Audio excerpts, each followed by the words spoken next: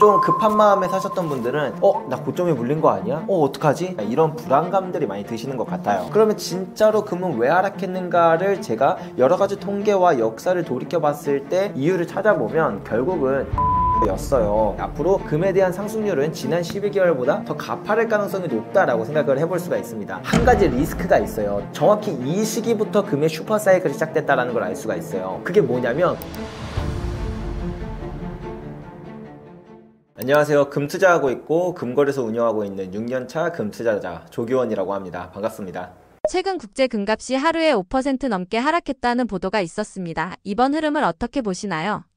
최근에 금값이 정말 가파른 상승세가 있었어요. 거의 4,300달러 이제 가까이 찍고, 그 다음에 지금 다시 4,000불까지 하락을 하면서 조정이 나타나고 있는데, 이렇다 보니까 사람들이 한 4,300불까지 올라갈 때는 막 광기가 나타나면서 금 사야 된다 이런 생각이었던 게 다시 4,000불까지 떨어지니까 조금 완화된 분위기로 가고 있는 것 같아요. 그러면서 이제 한편에는 오히려 이 조정을 기다린 사람들도 많이 계시겠지만, 이제 좀 급한 마음에 사셨던 분들은 나 고점에 물린 거 아니야? 어떡하지? 이거 이제 하락 추세로 다시 바뀌는 거 아니야? 이런 불안감들이 많이 드시는 것 같아요. 일단 몇 가지를 두고 우리가 생각을 해보죠. 이번에 하락이 과연 어떤 깊은 뜻이 있는 하락인가, 아니면 그냥 상승 추세 가운데 자연스럽게 나타나는 조정이냐, 이런 것들을 두고 생각해 볼 필요가 있을 것 같아요. 일단 최근에 이제 금 가격이 한 5% 정도 하루 만에 하락했던 일이 있었는데, 그 정도의 하락폭은 2012년 이후에 거의 13년 만에 나타날 정도로 되게 큰 하락폭이었다라는 걸 알 수가 있거든요. 그러면은 이렇게까지 큰 하락이 나타났다면 분명 무언가 이유가 있었어야겠죠. 그래서 대표적으로 이제 뉴스에서 많이 언급됐던 건, 미국의 샷다운도 이제 어느 정도 완화될 기미가 보여진다라고 시장 참여자들이 생각을 했고,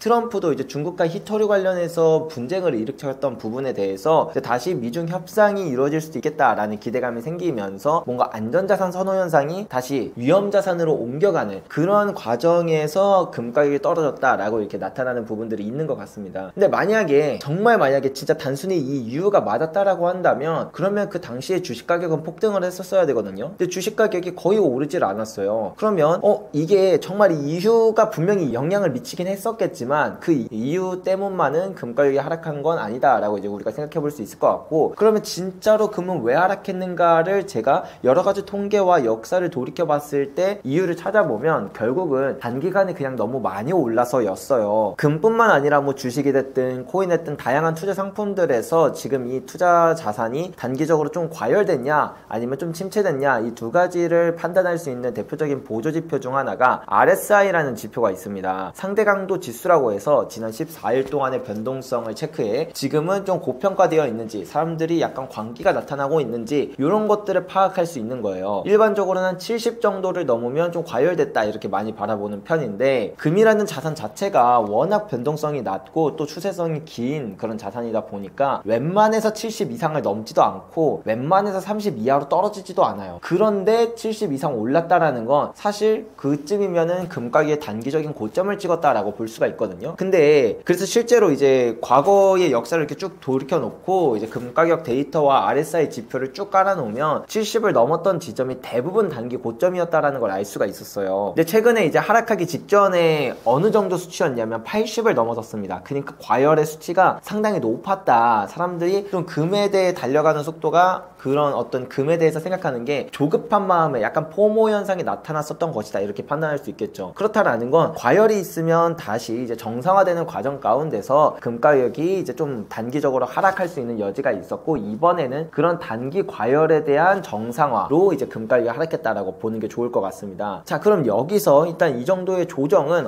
자연스러운 조정이었구나 이렇게 생각을 할 수 있는데, 저는 오히려 이번에 마이너스 5% 하락한 이게 더 확실한 금 가격의 상승 모멘텀이 지속되고 있다라고 평가를 했어요. 왜 그런지 한번 말씀을 드려볼게요. 앞서 말씀드린 것처럼 금이라는 자산은 안전자산으로 평가받고 있습니다. 그래서 대부분의 자산들 중에서 가장 변동성이 낮은 자산 중 하나로 이렇게 평가를 받고 있는데요. 그래서 일단 일반적으로 저희 업계나 그 다음에 해외에서 금 투자자들은 금이 2% 정도 오르거나 떨어졌을 때 폭등이나 폭락이라는 말을 씁니다. 주식하시는 사람들은 2%는 기별도 안 가는데 라고 생각하겠지만, 금은 워낙 그 정도로 변동 변동성이 낮은 자산은 맞다라는 거예요. 근데 5%나 하락하고 그 다음에 상승할 때도 막 3, 4%씩 상승하는 이런 일이 벌어진다라는 건 뭔가 달라졌다라는 뜻입니다. 그럼 뭐가 달라졌을까요? 제가 생각했을 때 금의 유통 수량이 확실히 많이 줄어들었다라고 생각을 합니다.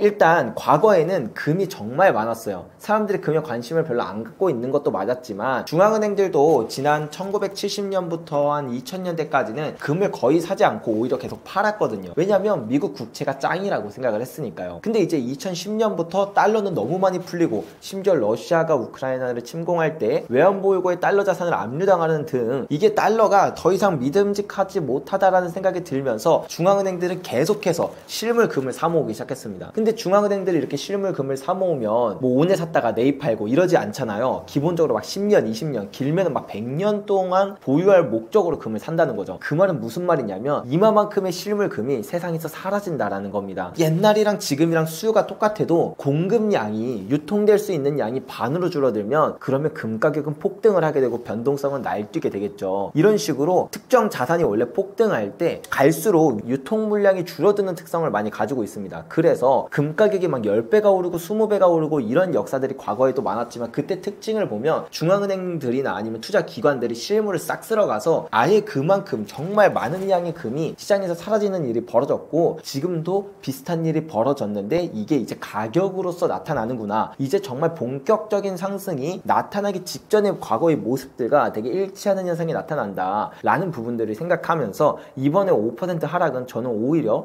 금 가격이 이제 정말 제대로 상승하는 그런 폭등하는 사이클에 거의 그 직전에 와 있는 게 아닌가 이런 생각이 들 정도로 좋게 바라보고 있습니다. 내 금값은 국제 시세보다 더 빠르게 떨어지고 있는데 그 이유는 무엇인가요?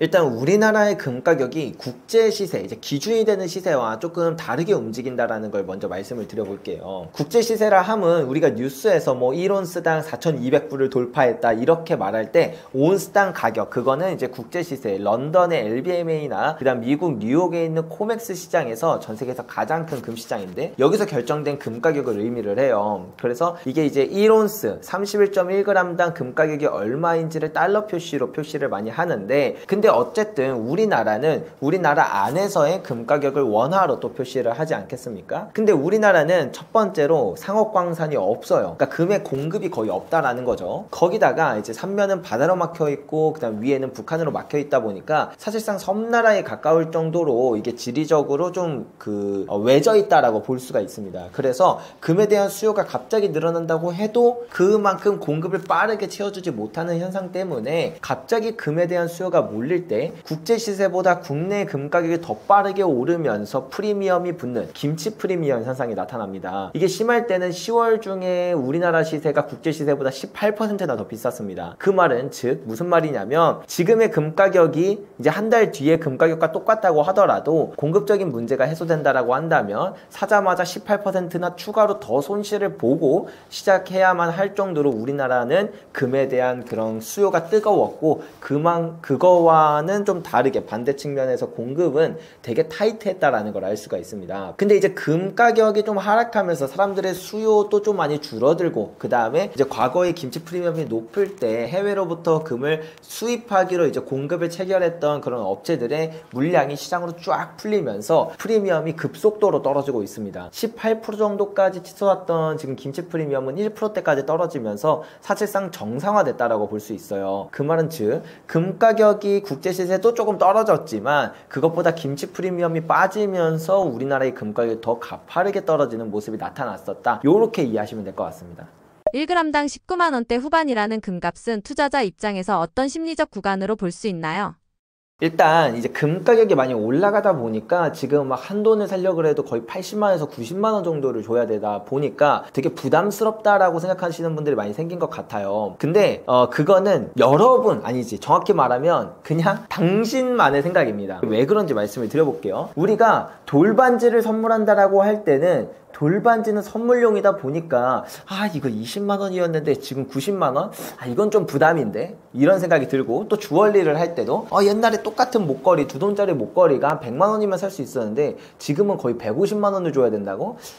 이거는 좀 부담스러운데? 라고 생각을 합니다. 하지만 사람들은 가격이 오르면 오를수록 그 선물이나 주얼리에 대한 수요는 줄어들어도 투자용 제품에 대한 수요는 훨씬 더 늘어난다라는 걸 알 수가 있어요. 그래서 우리가 이런 거를 뭐 꼭 금에만 접목되는 이야기는 아니고 주식이나 코인, 부동산 이런 쪽도 보면은 부동산도 가격이 오를 때 오히려 사람들의 수요가 늘어난다라는 걸 알 수가 있고, 코인이나 주식도 가격이 오를 때 오히려 거래량이 정말 껑충껑충 뛴다라는 걸 알 수가 있습니다. 금 가격이 오른다라는 건 금을 투자하겠다라는 수요가 훨씬 더 많아지고 있다라는 뜻이고, 그것에 대한 부담감을 느끼기보다는 사람들은 오히려 금 투자에 대한 더 많은 관심을 갖고 있다라는 걸 알 수가 있습니다. 따라서 여러분들이 만약에 금을 투자 목적으로 생각한다라고 한다면 금 가격이 지금 20만 불을 부담으로 느낄까? 라고 생각하기보다는 금 가격이 20만 원을 이제 돌파하기 직전의 모습이다 보니까 20만 원을 돌파하면 또 새로운 추가적인 수요가 더 많이 나타나겠구나. 그러면 수요가 이전보다 똑같아도 지금은 공급이 되게 타이트하기 때문에 우리나라는 막 김치 프리미엄도 치솟고 금 가격이 상승하는 퍼센테이지도 이전엔 2, 3%에서 지금 막 5%, 6%씩 한 번에 상승하는 모습이 나타나는데 20만 원을 돌파하면 이게 5%,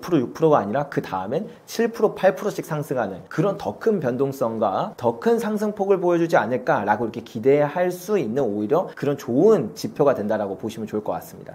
최근 금값 급락이 단기 조정인지 추세 전환인지 판단 기준이 있나요?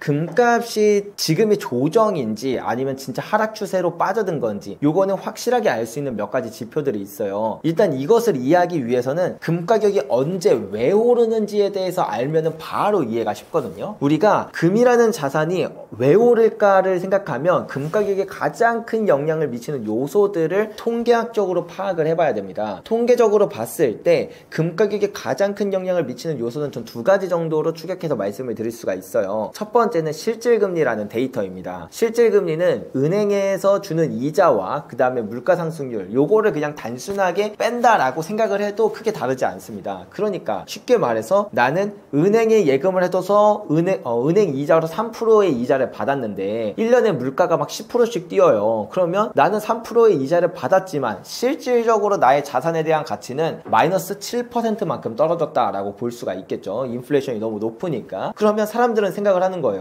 내가 이거 현금 가지고 있어 봤자, 아니 은행에 예금을 해도 봤자 어차피 확정적으로 나는 손실을 보는 건데 차라리 이럴 바에야 미리 먹을 쌀을 사든 그냥 내가 어차피 생필품들 살 거 미리 사놓는다 라던가, 아니면 돈이 좀 많은 사람들은 금과 같은 실물 자산으로 넘어가겠죠. 그래서 실질금리가 마이너스로 빠져드는 그 시점을 지난 100년 동안의 가격 데이터를 두고 보면은 정확히 그 시점부터 1933년, 1970년, 2002년 그리고 2019년 모두 그 실질금리가 마이너스로 빠져드는 그 시점부터 금의 슈퍼 사이클이 시작되었다라는 걸 통계적으로 알 수가 있었습니다. 자, 그렇다라는 건 바꿔 말하면 이 실질금리가 최저점을 찍고 이제 다시 상승하기 시작하는 순간부터 금 가격은 상승 사이클이 끝난다라는 걸 알 수 있는데, 1년의 패턴을 보면 1970년대도 저점을 3번 정도 찍으면서 이제 금의 고점, 실질금리는 최저점을 찍었다라는 걸 알 수가 있고, 그리고 1970년에도 마찬가지로 실질금리가 3번의 저점을 찍으면서 2000년대도 3번의 저점을 찍으면서 최저점에 도달했다라는 걸 알 수가 있습니다. 그러면 우리도 요번에 2019년의 저점의 패턴이 1년의 역사적인 과정과 비슷할 수 있다는 걸 생각해보면 지금은 몇 번째 저점인가를 보면 1919년 이후에 지금 이제 막 2번째 저점을 향해 달려가고 있다는 걸 알 수가 있습니다. 그러면 마지막 3번째 저점은 적어도 2번째 저점보다 더 낮은 지점이라는 걸 우리가 통계적으로 알 수가 있었다시피, 그러면 2번째 저점을 찍고 다시 실질금리가 올라갔다가 이제 3번째 저점으로 향해 가면서 2번째 저점이었던 지점을 지나쳐 갈 거란 말이죠. 그럼 우린 2번째 저점 부근에 다가왔을 때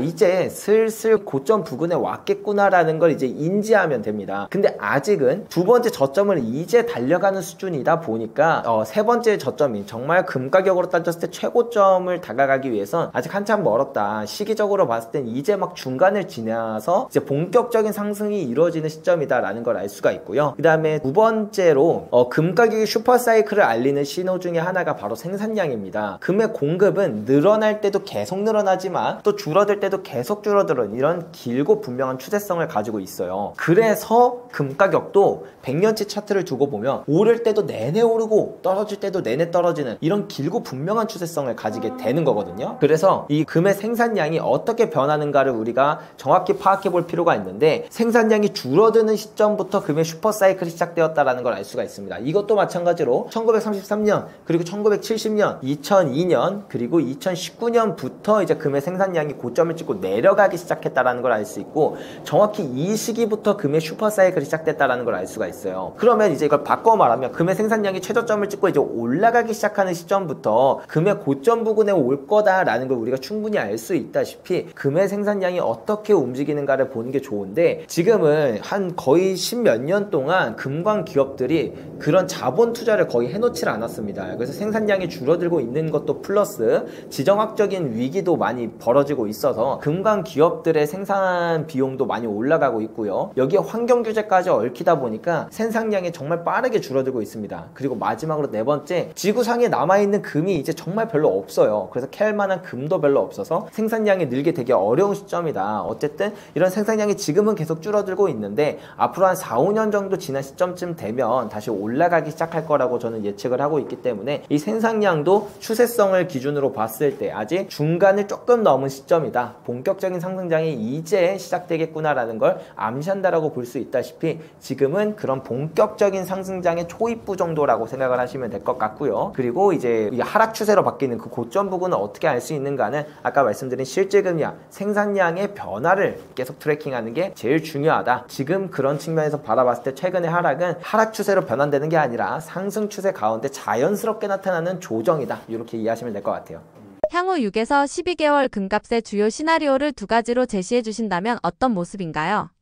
일단 금이 이제 시기적으로 봐도 지표로 봐도 본격적인 상승장, 그러니까 원래 슈퍼사이클의 초입부가 이제 2019년부터였거든요. 초입부에서 중반부까지는 약간 지지부진한 상승을 하면서 이렇게 천천히 금 가격이 올라요. 근데 이제 중반부를 넘어가면서부터는 상승률이 정말 좀 기하급수적으로 올라가는 현상이 많이 나타나거든요. 그래서 요즘에 올해 초만 해도 2,600불이었던 금 가격이 벌써 4,000불을 돌파하고 이런 일들이 벌어지는 게 이상하지 않은 현상이라는 거예요. 근데 이렇게 된다라는 건 앞으로 지금보다 내년보다 내후년이 금에 대한 상승률이 더욱더 비대해질 수 있다라고 우리가 생각해 볼 수 있다시피 앞으로 6개월에서 12개월 동안을 기준으로 보면 금에 대한 상승률은 지난 12개월보다 더 가파를 가능성이 높다라고 생각을 해볼 수가 있습니다. 그래서 기본은 이거를 깔고 가되 한 가지 리스크가 있어요. 또 다른 시나리오가 하나 있는데요. 그게 뭐냐면 금이 크게 조정을 받을 수도 있다라는 겁니다. 어떤 특별한 이슈가 분명히 지금 벌어지기 딱 좋은 시점이에요. 1970년대도 보면 1975년에 이제 금의 슈퍼사이클의 딱 중반부 정도 되는 거죠. 70년부터 80년까지 올랐으니까 한 75년쯤에 금이 갑자기 큰 조정기를 맞습니다. 거의 2년 동안 내내 하락해요. 그러고 나서 이제 금 가격이 다시 그 조정기가 끝나고 나서 정말 큰 폭등이 일어나는데, 그런 현상이 있었고 2000년대도 보면 2002년부터 한 2011년까지 올랐는데 2008년에 갑자기 금 가격이 뚝 떨어졌습니다. 자, 이 특이점을 보면 금의 슈퍼사이클의 한 중반부 정도를 지나갔을 때 이상하게 금 가격이 한번 크게 빠지는 현상이 나타난다라는 거예요. 근데 방금 2008년에 여러분들 중에 딱 눈치채신 분들이 계실 겁니다. 2008년? 2008년 글로벌 금융위기? 이렇게 눈치채신 분들이 있으실 거예요. 우리가 실제로 금을 안전자산이라고 많이 불리지만 근데 금은 오히려 경제위기가 발생하면 금 가격이 20% 정도 하락하는 현상이 나타난다라는 겁니다. 왜 그러냐면 경제위기가 오면 빚을 갚아야 되고 그 다음에 투자자들은 마진콜 같은 현상을 겪으면서 가진 자산이 강제로 처분되는 그런 현상이 많이 나타납니다. 그렇기 때문에 뭐 금뿐만 아니라 채권, 주식, 뭐 다양한 부동산 같은 이런 자산들이 다 같이 가격이 단기적으로 좀 급락하는 캐시런 현상이 나타나거든요. 그래서 1975년에도 긴 침체가 한번 나타났었고 2008년 글로벌 금융위기 때도 이제 경제 위기가 딱 발생하면서 금 가격이 20% 정도 하락했습니다. 최근 미국의 경제 지표들을 보면 특히 고용 지표가 좀 불안하다라는 게 보여요. 실업률 같은 것도 계속 올라가고 있고 경제활동 참가율도 계속 낮아지고 있는 모습이 나타나면서 이거 좀 불안하다라는 신호가 나타나고 있습니다. 물론 이게 경기 침체에서 이제 뭐 경제 위기로까지 번지진 않았으면 좋겠어요, 저도. 근데 그럴 리스크가 높아졌다라는 건 시기적으로 보더라도 금의 슈퍼사이클이 한 중반부를 지난 지금이라는 그 시점과 여러 가지 미국의 경제 지표와 고용 지표들을 바라보면 이게 멀지 않은 시점에 한 1년 안에 경제 위기로까지 번질 수 있는 리스크가 이전보다 많이 높아졌구나 라는 걸 우리가 꼭 염두에 두어야 합니다. 그래서 기본적인 사이클 자체는 지금 금 가격이 이전보다 더 가파르게 상승할 수 있는 정말 모든 모멘텀들이 다 갖춰져 있는데, 근데 여기에 딱 한 가지 지금 시기적으로 그리고 지표적으로 경제 위기에 대한 리스크가 있기 때문에 만약에 이 시기가 된다라고 한다면 금 가격은 한 20% 정도 하락했다가 그 뒤에 정말 마지막 피날레를 향해 달려가며 큰 상승이 나타날 것이다, 이렇게 생각하면서 이런 부분을 염두에 두면서 투자하는 게 좋은데요. 근데 여기서 여러분들께 좀 좋은 소식이라고 말씀드려야 될지 모르겠지만, 우리나라 사람들은 사실 금 투자를 할 때 그 리스크를 굳이 생각하실 필요는 없습니다. 왜냐하면 2008년 글로벌 금융위기 때 국제 금시세는 20% 하락한 게 맞는데 국내 금시세는 거의 2배 가까이 상승을 했거든요. IMF 때도 마찬가지입니다. 국내 금시세는 거의 2배 가까이 상승했어요. 왜냐하면 금 가격이 달러로 표시가 되다 보니까 우리나라에서 국내 금 가격은 국제 금시세에도 영향을 받지만 환율에도 영향을 받아요. 그래서 실제로 경제기가 온다라고 한다면 환율이 치솟기 때문에 국내 금시세는 올라가거든요. 따라서 우리가 이제 만약에 지금 금을 준비해 놓는다라고 한다면 두 가지 시나리오, 경제기가 안 와도 뭐 좋은 상황인 거고, 경제기가 온다고 하더라도 내 자산은 충분히 방어가 되는 그런 모습이 나타나기 때문에 여러분들은 뭐 지금의 상황이라면 금을 어느 정도는 꼭 보유하는 게 내 자산 포트폴리오에 큰 도움이 되지 않을까, 이런 말씀을 드릴 수 있을 것 같습니다. 지금 당장 1,000만 원의 여유 자본이 있다면 어떻게 투자하실 건가요?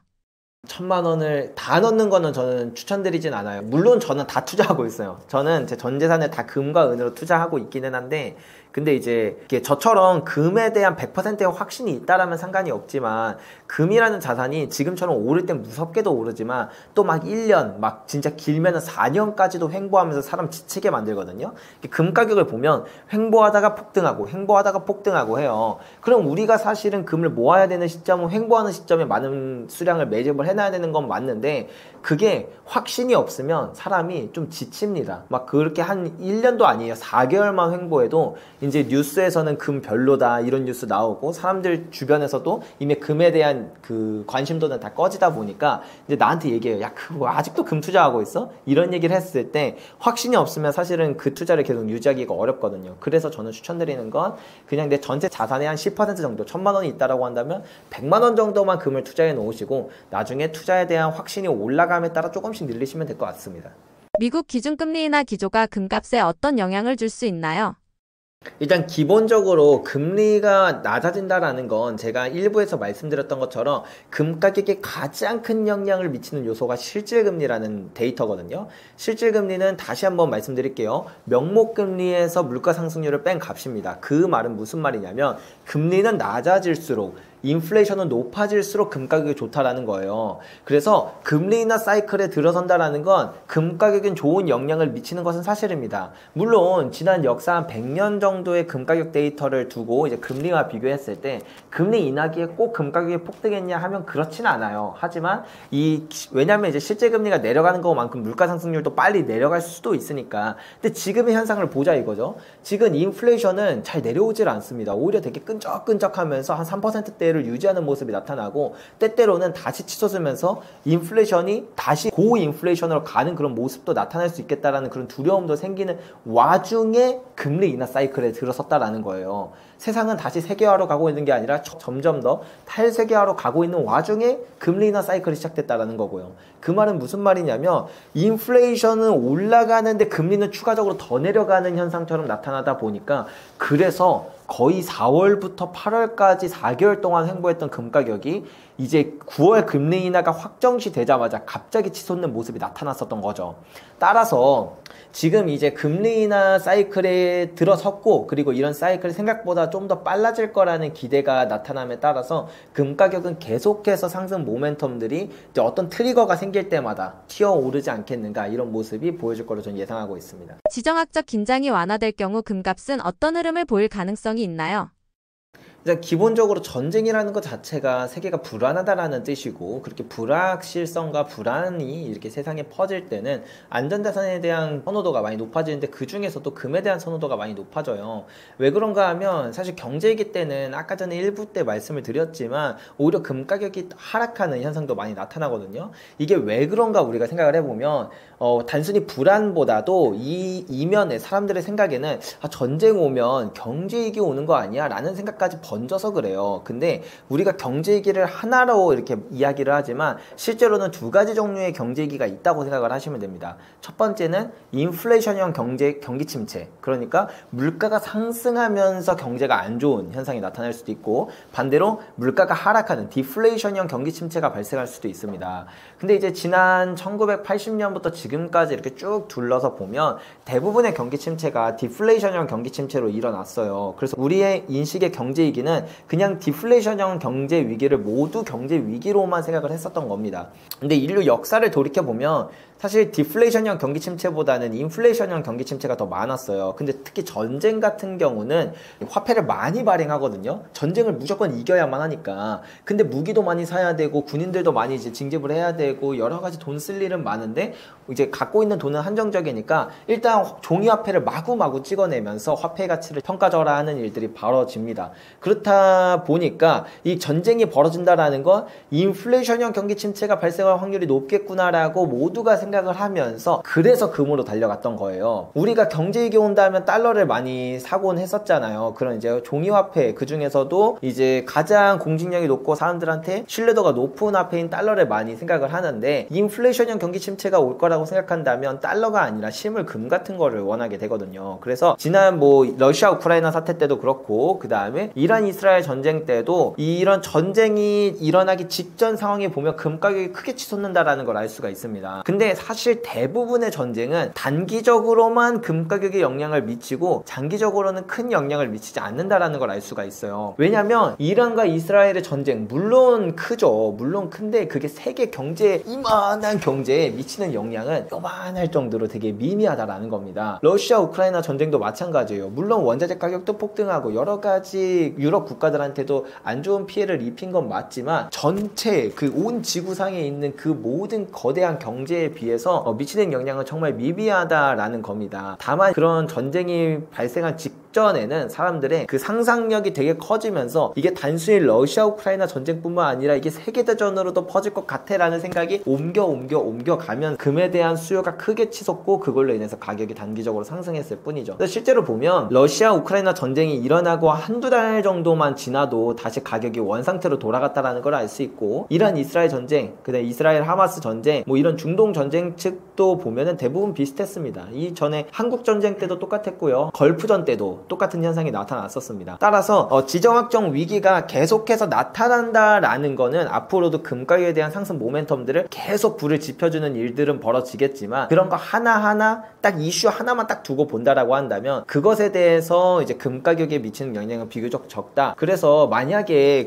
이런 고민도 많이 하시거든요. 이제 이란 이스라엘 전쟁 끝났고 만약에 러시아 우크라이나 전쟁까지 끝나버리면 금 가격은 크게 떨어지지 않을까라고 이제 걱정하시는 분들이 계세요. 물론 단기적으로는 약간 하락하긴 할 겁니다. 근데 그게 크게 하락할 일은 거의 없다라고 보셔도 되는 게, 그것 때문에 러시아 우크라이나 전쟁 때문에 올랐던 금 가격은 이미 정상화 됐었어요. 그때 당시에. 그래서 더 이상 떨어질래야 그 이슈로 떨어질 금 가격은 별로 없다 이렇게 생각하셔도 되고, 오히려 여기서 이런 전쟁에 대한 이슈가 러시아 우크라이나 전쟁 이후에 중동으로 번지고 그 다음에 중국이 대만을 침공하는 거 아니야 하는 이런 우려들이 많이 생겨남에 따라 사실은 이러한 그 불안감이 더욱더 어떤 트리거들 때문에 전이 될자라는 그런 잠재적 상승 모멘텀이 남아있지, 이런 것들이 끝나면서 금가격이 급락하는 일은 생기기 어렵겠다. 저는 개인적으로 그렇게 생각하고 있습니다. 국내 김치 프리미엄 변화가 향후 금값 방향에 어떤 신호를 줄 수 있나요?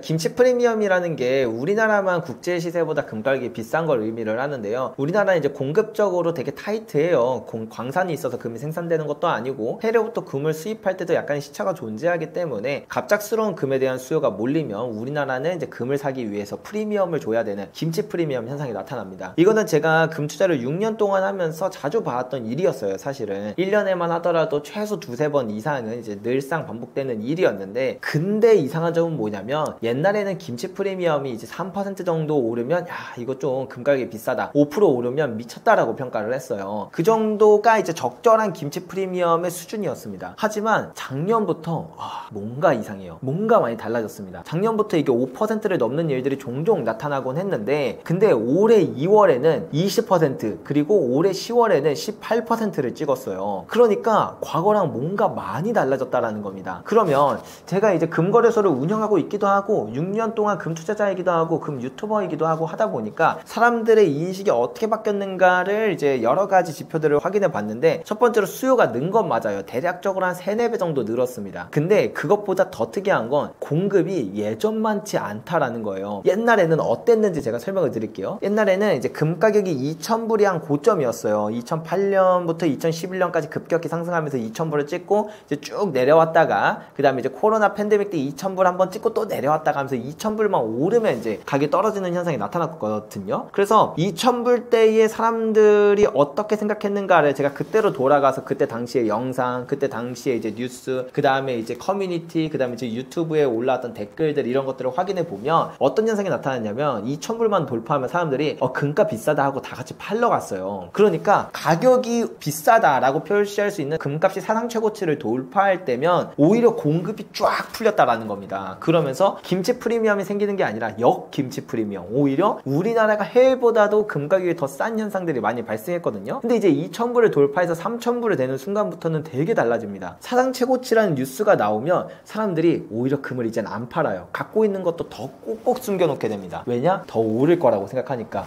사람들의 인식이 크게 바뀌었다라는 겁니다. 자, 그러면 이제 여기서 앞으로 금 가격이 오른다라는 건 수요가 지금보다 더 늘어난다라는 걸 의미를 해요. 2,000불일 때보다 3,000불일 때, 3,000불일 때보다 4,000불일 때 금에 대한 수요가 거의 배 이상씩 증가하거든요. 근데 이제 4,000불이 지나가면서 4,500불, 5,000불이 됨에 따라 수요는 더 늘어나겠지만 지금 같은 현상처럼 공급은 훨씬 더 줄어들 거예요. 그러면 김치 프리미엄이 옛날에는 2, 3%만 돼도 비싸다라고 했던 게 이제 5%, 그리고 18%, 20%까지 늘어났다라고 한다면 금 가격이 앞으로 이제 4년, 5년 동안 내내 상승하는 흐름에서 김치 프리미엄은 어쩌면 나중에는 막 30%, 40%도 치솟는 일이 얼마든지 벌어질 수 있겠구나라는 걸 우리가 생각하면서, 사실 저는 그렇게 생각해요. 이게 김치 프리미엄이 이렇게 크게 변동성이 커진다라는 뜻이죠. 그렇다면 이게 투자자 입장에선 좋게 생각하면 좋습니다. 지금처럼 좀 이제 가격이 하락 안정되고 공급도 갑자기 채워지면 이때는 김치 프리미엄이 확 줄어들어요. 지금은 한 김치 프리미엄 1% 정도? 그럼 만약에 이럴 때 실물을 내가 사놨다라고 한다면 나중에 금 가격이 오를 때 국제 시세가 20% 올랐는데 나는 프리미엄 30% 받으면서 50% 소익을 볼 수도 있게 되는 부분이니까, 김치 프리미엄을 안 좋게 생각할 게 아니라 투자자 입장에서 오히려 그걸 역이용하면서 추가적으로 수익을 얻고 나의 투자 효율성을 훨씬 더 극대화할 수 있는 방향이 될 수 있다는 걸 생각하면서, 내가 지금은 실물을 사야 되는지 아니면 오히려 ETF 같은 형태로 투자를 해야 되는지, 이런 것들을 잘 파악하면서 투자를 한다면 오히려 여러분들께 도움이 될 거라고 생각합니다. 중장기적으로 금을 계속 보유하는 것이 유효한 전략인가요?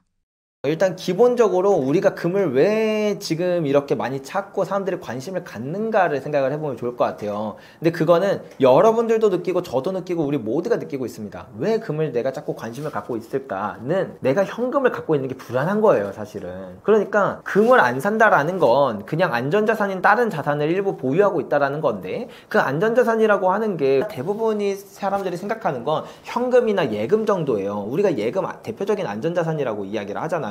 그러니까 내가 주식 투자했다가 망할 수도 있고 부동산 투자했다가 뭐 물릴 수도 있고 한데, 그럴 바에 그냥 안전하게 예금에 넣어둬야겠다라고 생각하고 투자하지 않는 사람들이 꽤 많았어요, 예전에. 근데 지금은 달라졌습니다. 투자를 하지 않는 게 가장 위험한 순간이 돼버렸어요. 그러니까 우리가 금을 떠나서 그냥 시장을 바라보자 이거예요. 주식 지금 코스피 사상 최고치 막 돌파하고 있죠. 미국 주식도 오르고요. 그 다음에 뭐 코인도 오르고 부동산도 오르고 사실 다 올라요. 심지어는 뭐 원숭이 그림 그려져 있는 NFT까지 오릅니다. 자, 그런 걸 우리가 생각해 봤을 때 금도 오르고 뭐도 오르고 다 오르는 게 과연 정말 걔네들이 오르고 있느냐라는 거예요. 걔네들의 가치가 오른다기보단 현금을 버리고 도망가는 사람들이 더욱더 많아지고 있다라고 느껴지진 않으신가요? 그래서 지금 뭐 주식을 사는 사람들도 뭐 진짜 그 주식에 대해서 미래 성장 가능성을 보고 투자하는 사람들도 있겠지만, 여기에 더불어 그냥 현금 가지고 있을 바에 그냥 기술주 사놓는 거, 엔비디아 사놓는 게 차라리 낫겠다라고 생각하는 사람들이 많이 늘어나고 늘어났기 때문에 지금 이런 생각 때문에 차라리 그냥 뭐 NFT가 낫겠다, 코인이 낫겠다, 부동산이 낫겠다, 이런 것 때문에 얘네들이 다 올라가는 에브리띵 랠리가 시작됐다라는 걸 여러분들도 인식하셔야 돼요. 자, 우리가 현금을 들고 있는 게 이전에는 그런 거였습니다. 현금은 두 가지 측면이었어요. 투자에 대한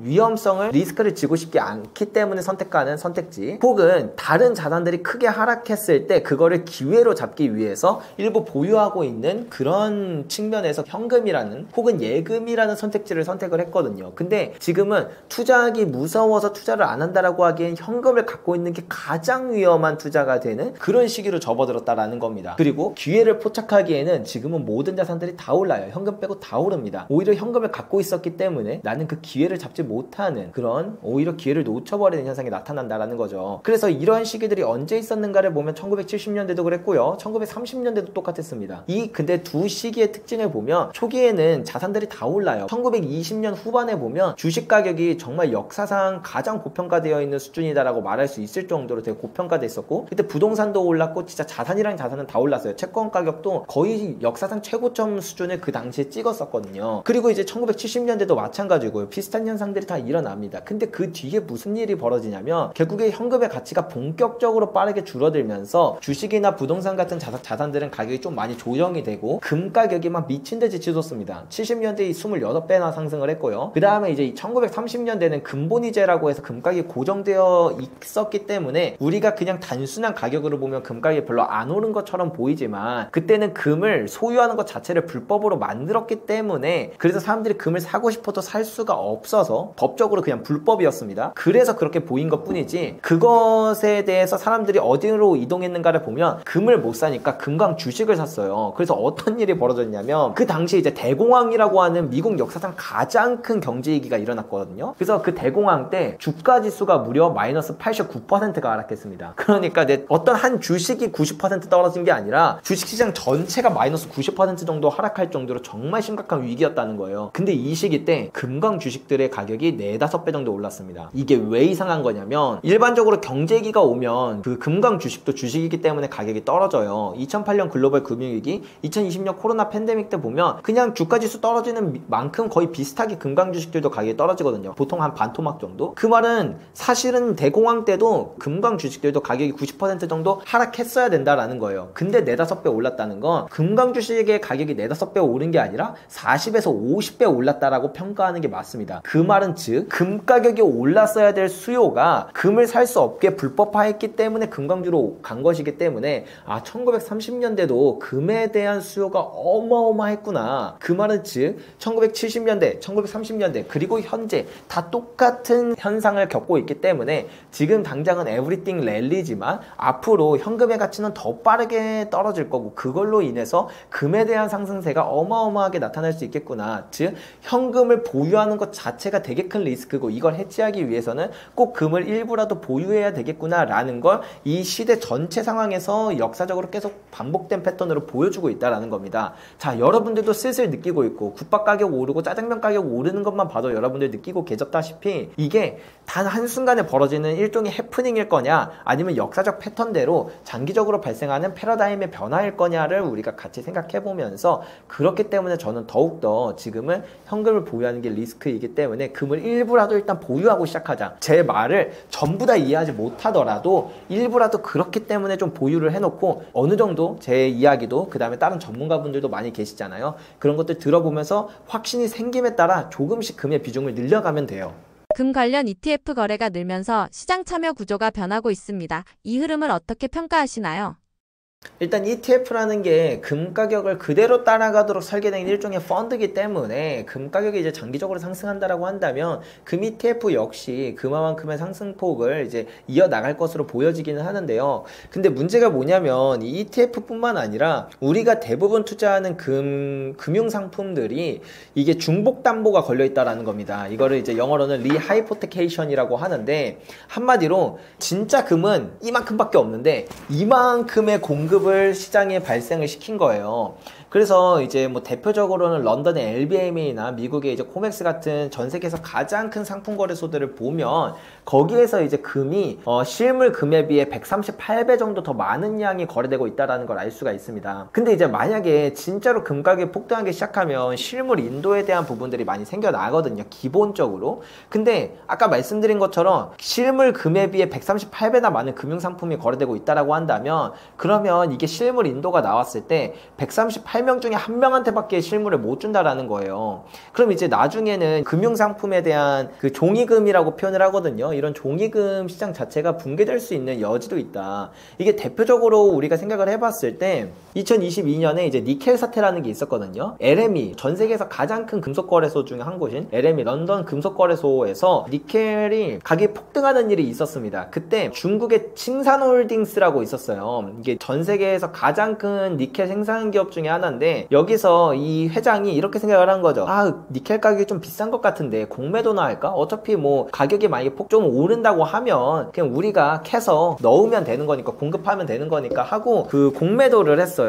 정말 많은 양을. 근데 이게 공매도라는 게 있지도 않은 니켈을 파는 거고, 이제 매수를 한다는 것도 있지도 않은 니켈을 사는 거란 말이에요. 사실 그 종이 계약이라는 것 자체가. 그렇게 해서 많이 팔았습니다. 근데 갑자기 2022년에 러시아랑 우크라이나는 전쟁을 한 거예요. 근데 러시아가 전 세계 니켈 생산의 10% 이상을 차지할 정도로 꽤나 많은 양을 차지하고 있습니다. 근데 이 전쟁으로 인해서 니켈 공급이 끊어지게 될 거잖아요. 그래서 투자자들이 니켈에 대한 수요로 빡 몰리면서 니켈에 대한 수요도 올라가는데, 여기에 더불어 인도 요청이 막 쇄도를 한 거예요. 그러니까 니켈 가격이 진짜 미친 듯이 치솟았습니다. 거의 48시간 만에 4배 이상 폭등을 해버렸어요. 그러니까 결국엔 LME에서는 니켈을 줄 수도 없고, 이 정도 가격이 폭등하니까 칭산홀딩스는 파산 직전에 갔어요. 근데 파산을 해서라도 돈을 갚으면 다행인데 그 돈을 갚을 수도 없는 상황이니까 결국에는 이거는 정말 큰 금융 문제로 번지겠다라고 판단한 LME는 강제로 그 하루 동안에 있었던, 그 며칠 동안에 있었던 90억 달러 규모의 그 모든 거래를 그냥 강제로 취소해 버립니다. 그러면 사실은 그 이 계약이라는 건 그만큼 수익이 난 사람한테는 수익이 가야 되고 손실이 난 사람한테는 손실이 가야 되는데, 그냥 이걸 강제로 취소를 해버린 거예요. 왜냐? 사실은 니켈이 없으니까. 예, 니켈이 없으니까 더 많은 종이 계약이 발행된 거고, 사실 그거를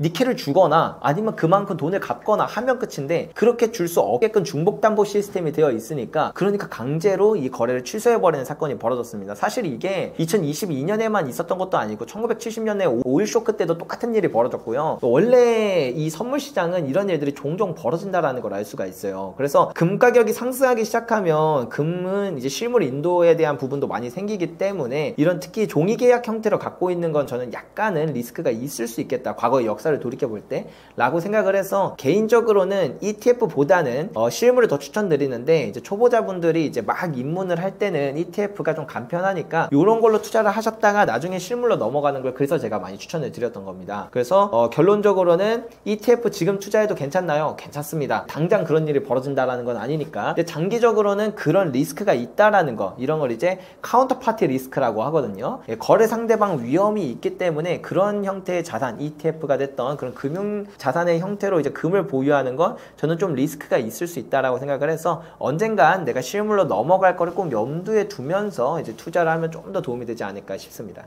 향후 금값 전망은 어떻게 보고 계신가요? 올해도 금이 한 60% 정도 올랐고, 작년에도 거의 40~50% 정도 올랐다 보니까 최근에 금에 대한 상승세가 되게 무섭죠. 근데 이제 금은 이제 슈퍼사이클이라고 말하는 것처럼 초반부보다는 중반부보다는 후반부가 상승률이 더욱더 가파라진다라는 걸 알 수 있습니다. 따라서 뭐 당장 올해보다 내년이 더 상승률이 높을 거다, 100% 뭐 그럴 거다, 이런 말씀을 드리는 건 아니지만, 추세적으로 당연히 후반부로 갈수록 금에 대한 상승률이 높아질 수 있다라는 것이기 때문에, 내년에도 기본적으로는 지금보다 더 높은 수요가 있지 않을까라고 생각하는 게 조금 더 통계적으로 확률이 높다, 이렇게 말씀을 드릴 수 있을 것 같아요. 다만 최근 들어 이제 경기 침체에 대한 우려가 많이 커지고 있다 보니까, 이런 게 어느 정도 약간 잔재했을 때는 오히려 불안감을 키우고 불확실성이 커지면서 금에 대한 수요가 올라가지만, 진짜 경제 위기가 닥치게 되면 사람들이 당장 현금이 필요하니까 뭐든 다 갖다 팔거든요. 그래서 국제 시세도 금 가격이 한 20% 정도 하락할 여지가 있기는 있어요. 그래서 내년이 그런 두 가지 상황이 다 맞물려 있다 보니까 일부는 금을 꼭 보유해야 되는 건 기본으로 깔고 가되, 근데 이제 어느 정도의 큰 조정이 있을 수 있다는 건 그냥 염두에 두면서 금을 사면 약간 이렇게 나눠서 내가 한 번에 다 사기보다 분기에 한 번씩 이렇게 사는 식으로 이렇게 산다라고 한다면 가장 현명한 방법이 되지 않을까라고 생각을 하면서 시나리오를 생각해 보면 좋을 것 같습니다. 금 투자를 고려하는 개인 투자자라면 가장 먼저 점검해야 할 기본 원칙은 무엇인가요? 일단 내가 금을 보유하고 있나가 제일 중요한 것 같아요. 그러니까 과거에 이제 1980년부터 한 2000년 초반까지만 하더라도 금이 딱히 없어도 되는 자산이에요. 이게 제가 늘상 말씀드렸던 것처럼 금은 항상 보유해야만 하는 자산이라고 저는 생각하진 않아요. 금은 일종의 보험입니다. 우리가 안전자산이라고 불리는 게 늘 뭐 가격이 어느 정도 안정돼서 뭐 그런 의미에서 안정자산이라고 불리는 게 아니라, 금은 특정한 경제 상황이 발생했을 때 그걸로부터 나를 지켜주기 때문에, 그 상황이 벌어졌을 때 지켜주기 때문에 안전자산이라고 불리는 거고, 더 안전자산이라고 생각하는 건 일반적인 통념보다는 보험이라고 생각하는 게 조금 더 가깝다. 그래서 특정 상황이 벌어졌을 때 가격이 진짜 미친 듯이 치솟는 그런 자산이거든요. 그러면 그 특정 자산이 뭔가라고 하면 그거는 화폐의 가치가 정말 빠르게 하락하는 시기일 때 나를 지켜주는 자산이 바로 금이고, 그때 가격이 폭등한다라는 걸 알 수 있습니다. 그럼 그 시기가 벌어지는 건 어떻게 하냐?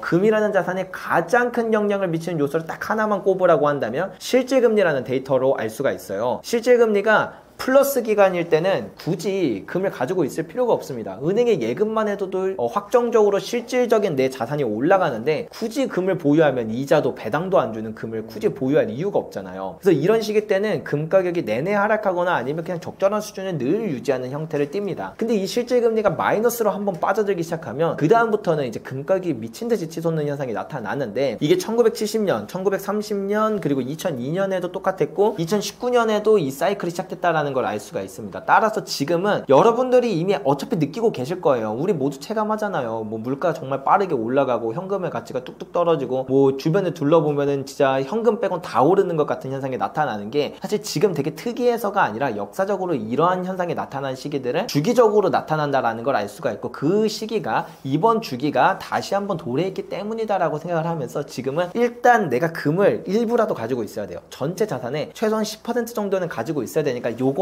그냥 일단 들고 시작을 하는 게 좋지 않을까라고 저는 개인적으로는 생각을 하기 때문에, 내 포트폴리오에서 그러면 금을 안 들고 있다라고 한다면 적어도 원자재는 들고 있어야 되거든요. 근데 그 중에서도 가장 안정적이면서 이 전체 기간 중에 가장 빛났던 자산이 금이기 때문에, 그래서 금을 내가 어느 정도 이미 보유하고 있는가 이걸 체크하면서 가능하다면 10% 정도를 맞춰놓고, 그리고 이제 이 다음에 생각해 봐야 될 부분은, 그러면 이 사이클에 지금 거의 중반부를 지나가고 있는데 앞으로 금에 대한 상승세가 더 커질 수밖에 없다라고 저는 생각을 하거든요. 여러 가지 이유에 의해서. 여러분들도 그런 것들을 공부해 봄에 따라 그러네, 시기가 정말 그런 쪽으로 가고 있고 금의 상승 사이클에 이제 막 중반부를 지났다라는 걸 알게 되시면, 그러면 그거에 맞춰서 이제 포트폴리오 양을 조금씩 늘려가면 될 것 같아요. 근데 여기서 내가 초보자고 금 투자가 처음이다라고 한다면 딱 한 가지만 기억하세요. 금은요, 추세가 길어요. 기본적으로 10년을 투자해야 되는 자산이고, 이번 사이클에 지금은 한 절반쯤 왔기 때문에 앞으로 한 4, 5년은 투자를 해야 되는 자산입니다.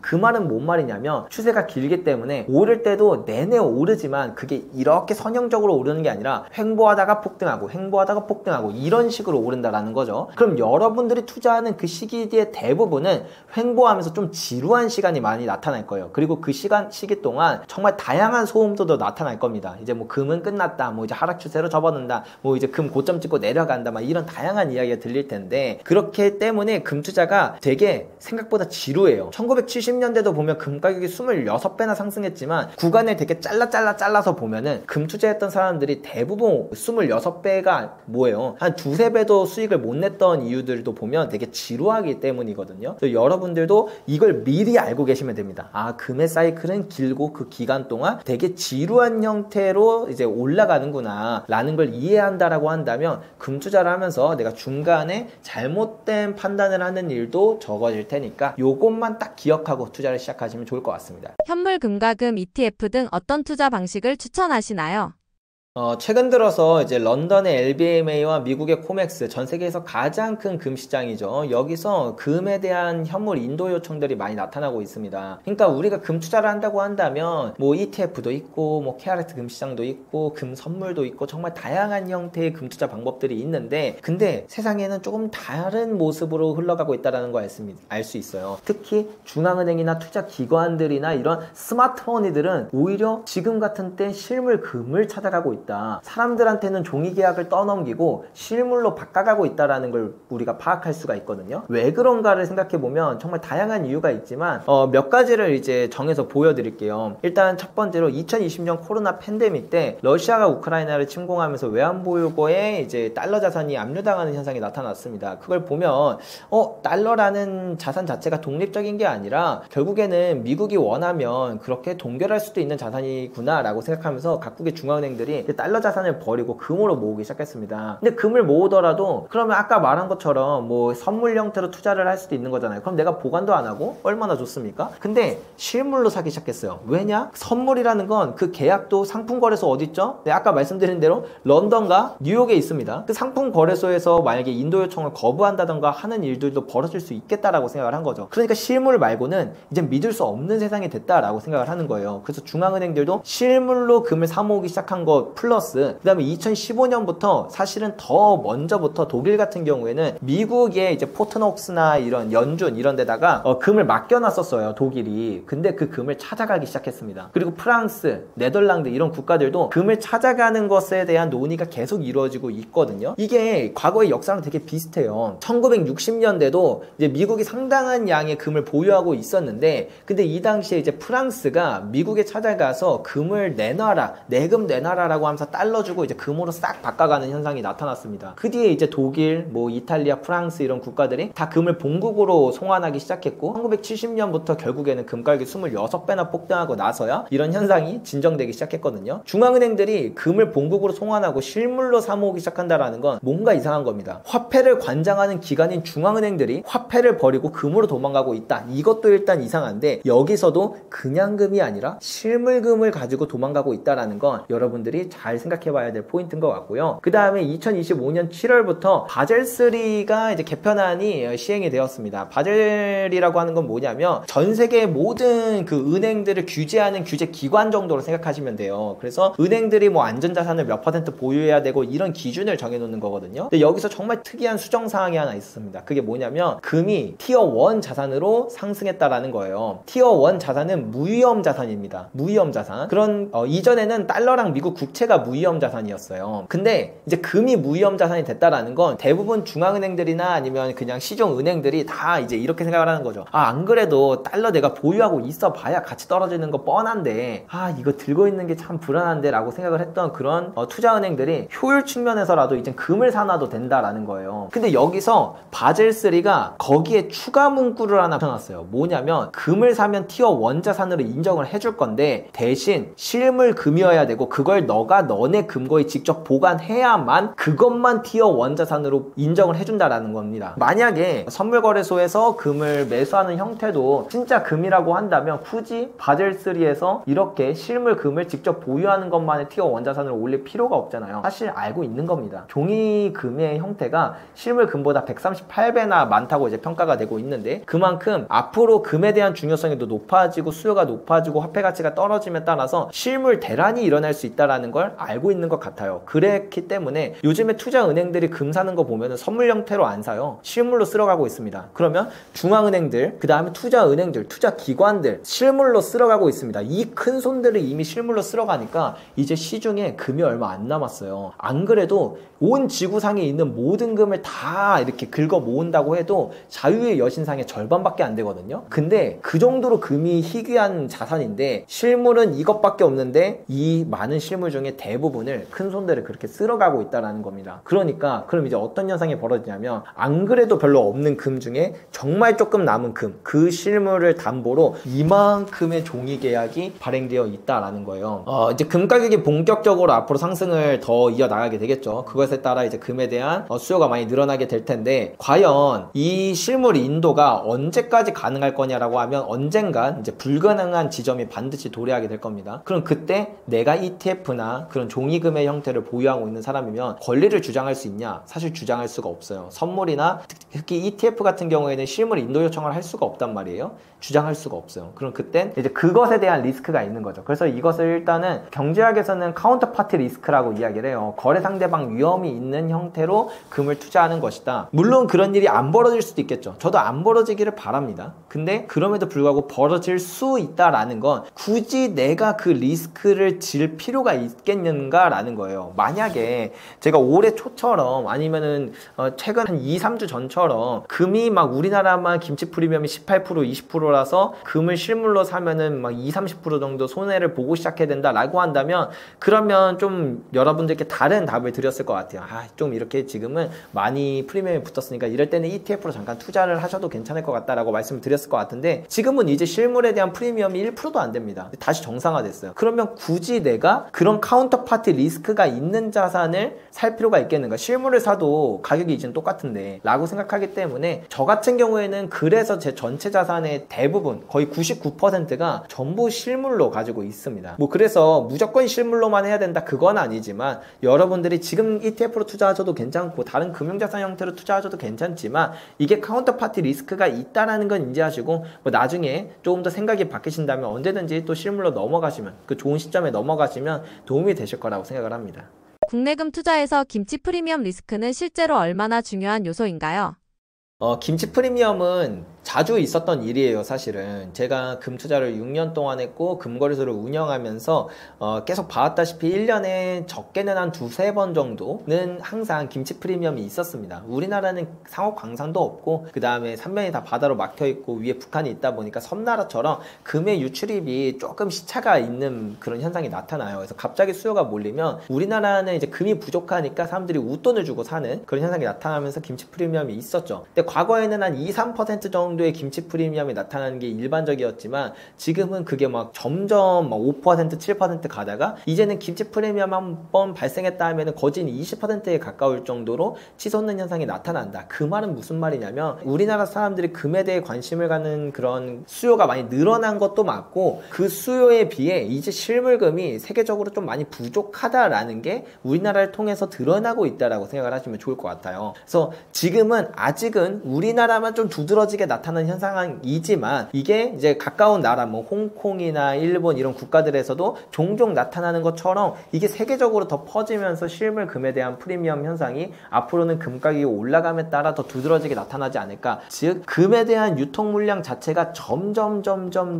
줄어들게 되고 그로 인해서 금에 대한 상승도 변동성이 훨씬 더 커질 것이다 라고 볼 수가 있습니다. 그래서 과거에 이제 금의 역사를 돌이켜보면 1970년대에도 2000년대에도 보면 초반부보다는 중반부보다는 후반부가 금의 상승률이 더 높다라는 걸 알 수가 있는데 그 결정적인 이유 중에 하나가 유통 물량 자체가 적은데 수요가 많이 들어가니까 이전에는 2배 올랐어야 될 게 4배 오르고 5배 오르는 현상이 나타나는 거거든요. 앞으로 지금 이제 중반부를 지났고 이제 후반부를 향해 달려가면서 유통 물량이 이렇게 줄어들고 그래서 이제 프리미엄이 막 치솟고 한번 금 가격이 오를 때 2, 3%만 올라도 폭등이라고 부르던 걸 이제 막 5, 6%씩 하루 만에 오르는 일들도 발생하는 걸 기준으로 봤을 때 앞으로의 금 가격의 상승이 정말 드라마틱할 수 있겠구나 요렇게 생각을 하는 게 더 중요하다 그렇게 말씀드릴 수 있을 것 같습니다.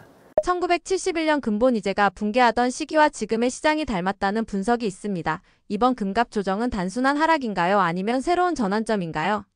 최근에 이제 금 가격이 좀 단기적으로 급락을 했죠. 근데 이거는 쉽게 말해서 그냥 금 가격이 단기적으로 너무 많이 올랐기 때문에 잠깐 조정이 나타난 거라고 생각을 합니다. 근데 물론 여기에서 한 가지 의문점이 있기는 해요. 그게 뭐냐면 과거에도 1970년대에도 1970년부터 1975년까지 금 가격이 상승을 하다가 75년에 갑자기 큰 조정이 나타났다는 걸 알 수 있거든요. 그러니까 금 가격이 이 전체 사이클이 보통 한 10년 정도 되는데 그 전체 사이클이 한 중반부쯤 왔을 때 이상하게 큰 조정이 온다라는 걸 알 수가 있어요. 이게 2000년대의 상승장에도 비슷했는데 2002년부터 2011년까지 쭉 상승하는 그 상승장 중에서 2008년에 갑자기 금가격이 한번 크게 떨어지는 일이 벌어졌습니다. 물론 최근의 상승은 저는 그 조정장이 시작됐기 때문에 금가격이 하락한 거는 아니라고 생각을 해요. 그냥 단순히 단기적으로 너무 과열돼서 그것에 대해서 그냥 자연스럽게 나타나는 일종의 그냥 단기 조정이다 이렇게만 보여지는 거긴 한데 만약에 이 이상 또 조정이 벌어지면서 주가가 같이 떨어지면서 금 가격도 떨어진다라고 한다면 요거는 그 슈퍼사이클 중간에 벌어지는 큰 조정이 한번 오는 걸 수도 있겠다라고 생각을 해볼 수가 있거든요. 그래서 여러분들도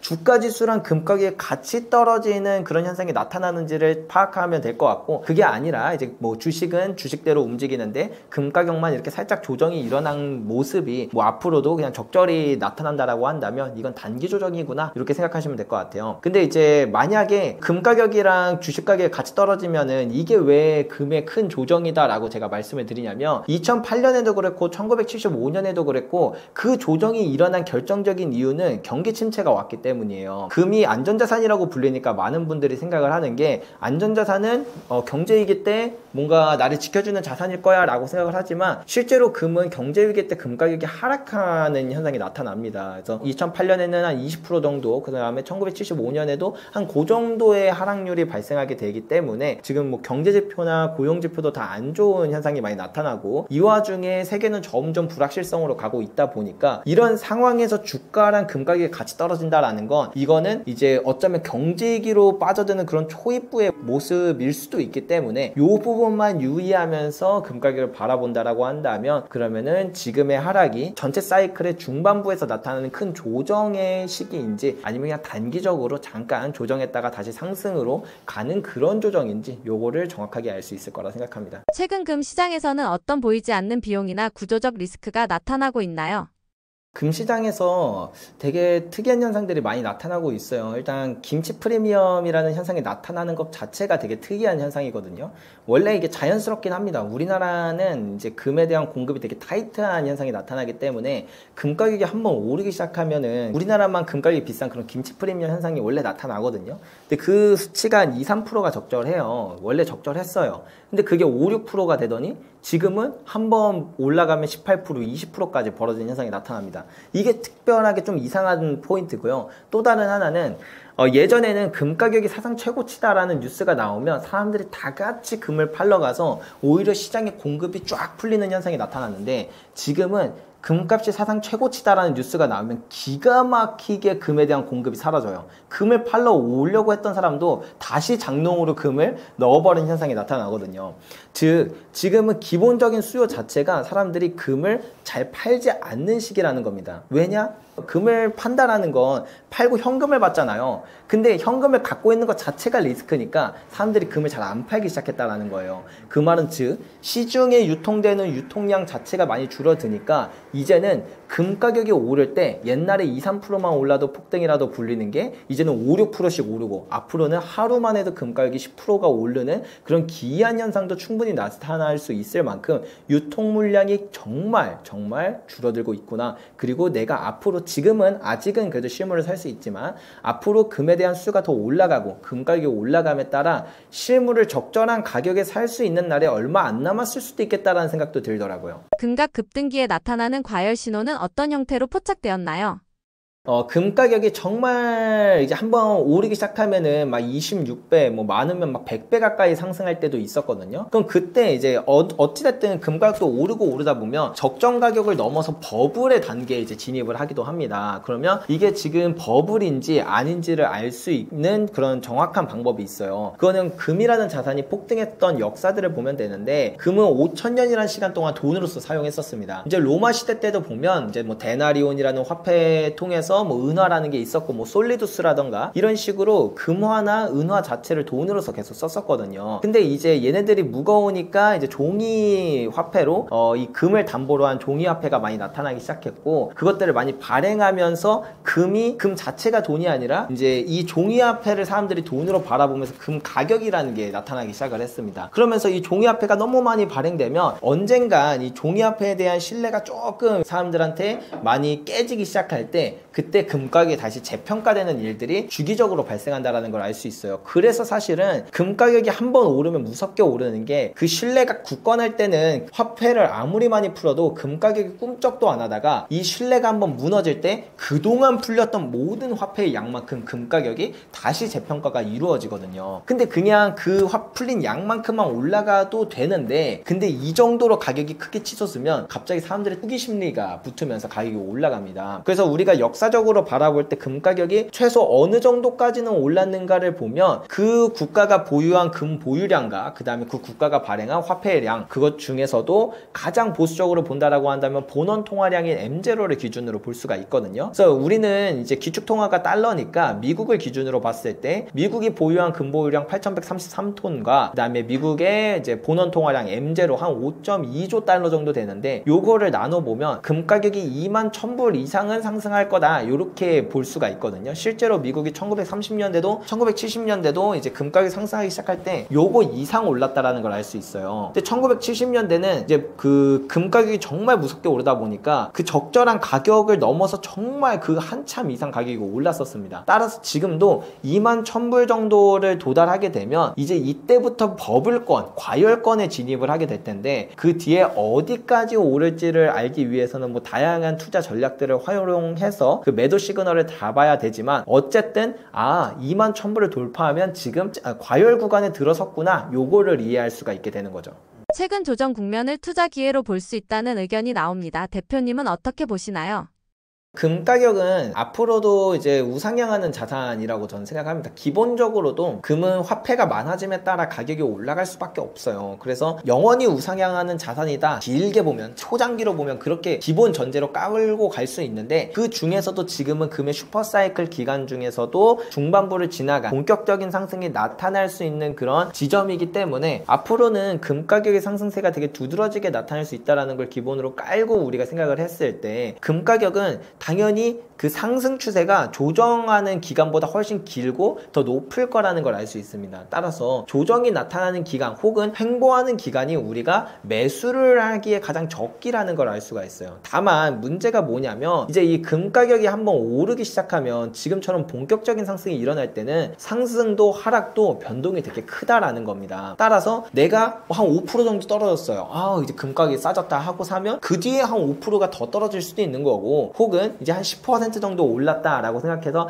너무 많이 올랐다, 비싸다라고 생각해서 안 사면 그 뒤에 40%, 50%가 오르고 나서야 조금의 조정이 나타날 수도 있는 거거든요. 따라서 지금처럼 변동성이 클 때는 내가 한순간에 너무 많은 자산을 딱 한 번에 다 사버리게 되면 그게 정말 적절한 지점, 내가 원했던 지점과는 좀 거리가 있을 수도 있기 때문에, 이렇게 변동성이 클 때는 내 자산을 조금 나눠서 적립식으로 사던가 아니면 그냥 분할해서 사는 방식이 가장 여러분의 투자에는 도움이 될 거라고 생각을 합니다. 그럼 가격이 좀 올라도 기분이 그렇게 나쁘진 않고, 조금 떨어져도 기분이 그렇게 나쁘지 않고, 이렇게 적절한 가운데, 뭐 가격이 여기서부터 여기 정도까지 올랐다라고 한다면 그 중간 부분이 이제 평단가가 될 거기 때문에, 이런 방식으로 이렇게 분할해서 투자하는 게 도움이 될 거라고 생각을 합니다.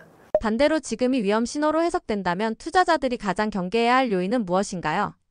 일단 제가 뭐 금 가격이 한 2만 불까지 올라갈 거다, 뭐 이런 말씀도 드리고, 금 가격이 한번 오를 때 막 20배, 30배 이렇게 상승한 일들도 늘 발생을 하기 때문에 이번에 금의 상승이 되게 강렬할 거다라는 말씀을 드리다 보니까 많은 분들이 이 금 투자에 대한 정말 큰 기대감을 가지고 계세요. 물론 저도 그 정도의 기대를 하고는 있지만, 근데 여기서 우리가 집중해야 될 포인트는 뭐냐면, 금 가격이 폭등할 거기 때문에 금을 사는 게 아닙니다. 우리는 기본적으로 뭐냐면, 금을 우리가 보험의 측면에서, 안전자산의 측면에서 생각을 하는 게, 현금을 갖고 있는 게 리스크니까 그거에 대한 해지로 금을 가지고 있는 거예요. 그래서 제가 뭐 사실은 금 가격이 2만 불 가고 막 20배 오른다 막 이런 말씀을 드리는 것의 기초가, 금 투자해서 우리 다 같이 부자 되죠 라는 의미였다라면 항상 투자할 때마다 전재산 투자해야죠 뭐 이렇게 말씀드렸겠지만, 제가 그런 말씀 드리지 않잖아요. 그냥 내 전체 자산의 10% 정도를 담아두고, 만약에 투자의 확신이 올라가면 그때마다 조금씩 늘려가시는 걸 추천드린다라고 말씀드리는 결정적인 이유는, 우리가 금을 투자하는 자세 자체가, 그 마인드 자체가 현금의 가치가 떨어지는 이 시기에서 나의 부를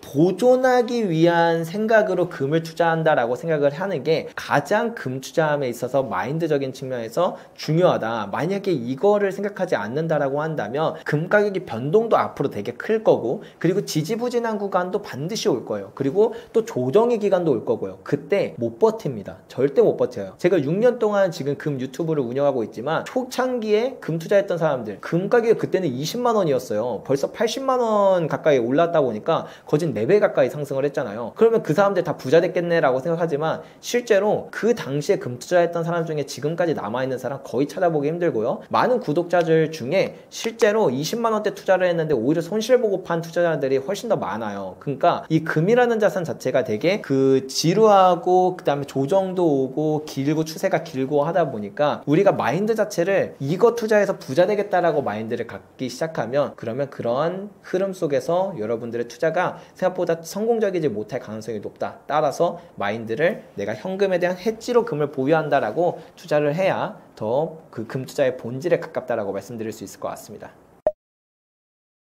금 투자는 이제 본격적인 사이클에 들어섰고 그 다음에 이제 뭐 이렇게 상승이 진행된다고 한다면 그 상승률이 결코 뭐 낮은 수준은 아닐 거라 생각해요. 여러분들이 예상하는 것보다 훨씬 더 높은 상승이 일어날 가능성이 높다라고 저는 생각을 하거든요. 그렇다 보니까 뭐 당장 우리가 뭐 매도 타이밍을 생각하기에는 한 4, 5년 정도 지나야 이제 생각해 볼 만한 미래지만 어쨌든 금이라는 자산이 영원히 오르는 자산은 또 아닙니다. 어느 정도 고점에 가면 또 긴 기간 동안 횡보가 오기도 하고 정말 심할 경우에는 20년 동안 마이너스 70%까지 하락하기도 해요. 따라서 고점 부근이 어디일지 그리고 그렇게 고점 부근에 왔을 때 나는 어떤 타이밍에 매도를 해야 될지 이런 부분들도 미리 시나리오를 짜두는 게 되게 중요하기 때문에 자세한 이야기가 궁금하시다라고 한다면 제가 작성했던 책인 골드플레이션도 한번 읽어보시면 큰 도움이 될 거라고 생각합니다.